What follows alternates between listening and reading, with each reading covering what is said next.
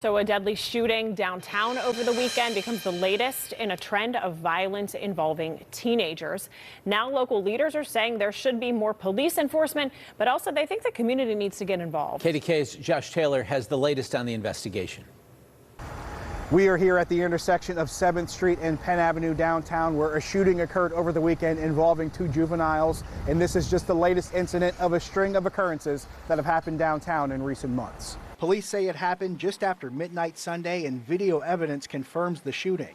The victim has been identified as 17-year-old Elijah Thomas Hayden, who died shortly after the shooting at UPMC Mercy. 15-year-old Riley Doubt of Hillside Drive in the Lower Hill District is charged with homicide, tampering with evidence, and multiple gun charges. Police say Doubt admitted to the shooting and said it all started with a dispute over the theft of a safe. We reached out to the mayor's office as well as City Councilman Bobby Wilson's office, but neither were available today.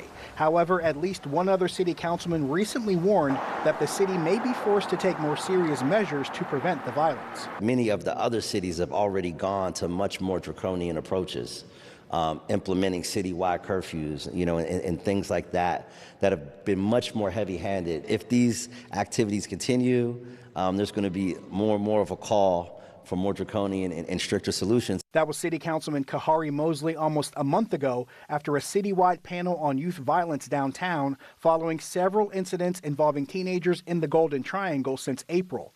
Mosley also suggested some ways of trying to prevent more violent incidents in the future. It starts with collaboration, having a broad range of partners all the way from social services, to public health, to law enforcement, of course, and the violence interrupters. And while we were here, we met someone who identified themselves as a family member of the victim in this shooting, and they shared the family's emotions and reactions to this incident, but they declined to speak with us on camera. Reporting in the Cultural District downtown, Josh Taylor, KDKA-TV News. And just minutes ago, we did hear from Councilman Bobby Wilson. He represents downtown. He says, quote, in response to ongoing public safety concerns downtown, the Pittsburgh Bureau of Police has significantly increased staffing downtown, roughly tripling the number of officers assigned to the area. In addition to the increased police presence, police officers and community outreach workers continue to monitor social media and other sources of information to identify potential gatherings or conflicts before they escalate. And while no strategy can prevent every incident, this is exactly the kind of focused effort we need to help keep downtown safe and address issues before they become larger problems.